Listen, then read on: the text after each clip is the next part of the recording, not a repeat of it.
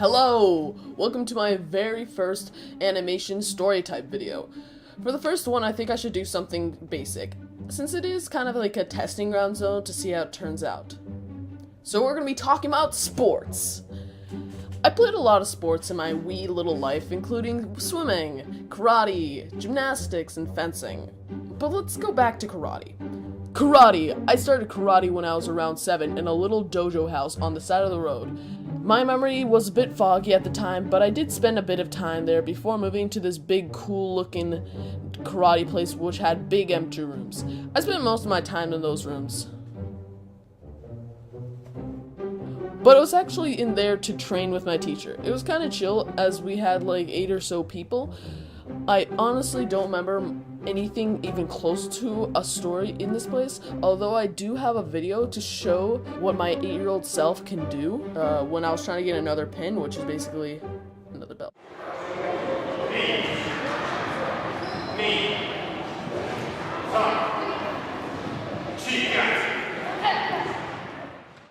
Aww, wasn't I just the most adorable devil you've seen today?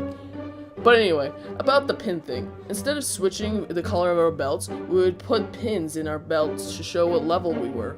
I think it was kind of a kid thing, as my dad, who still does karate, has a brown belt. And it's taken him a long time to get that. I'm pretty sure I got up to the green pin, but I was still technically a white. We had to do a lot of hi-yas and other crazy sounds. Maybe I was asserting my dominance. Look at that wild beast, hiding in his habitat. Now, if we be quiet, he should wake up. Eventually, I ended up quitting. I can't really remember why, but I'm sure it was because I was stupid. Next sport I was doing was gymnastics, and this one I basically got kicked out of. Wait. I know it sounds crazy, but I was an annoying kid back then. I still kinda am, but I broke my teacher, and he just didn't want to do anything with me, so...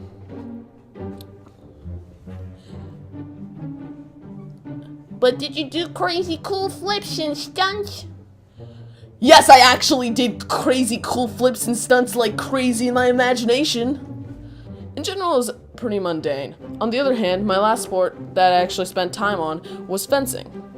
Fencing was a much more recent case, as I started doing it around the 5th grade or so. I spent most of the time on it and worked hard, making it to level 2 out of 4, just barely not making it to 3. More on that later though. With fencing, I met a lot of people I can remember. One of the friends was a guy who shall be named Chris that actually related to me a lot since we were both class clown kids. So we basically were the same and we shared a lot of laughs. At one point he had to leave to the Philippines or somewhere far away and I thought he was gone. But he eventually did turn back up, and after 1 year he had shown up in level 2 and he looked different, as well as acted different. But middle school me was the same cloud as before. I was in level 2 for a long time, 2 years.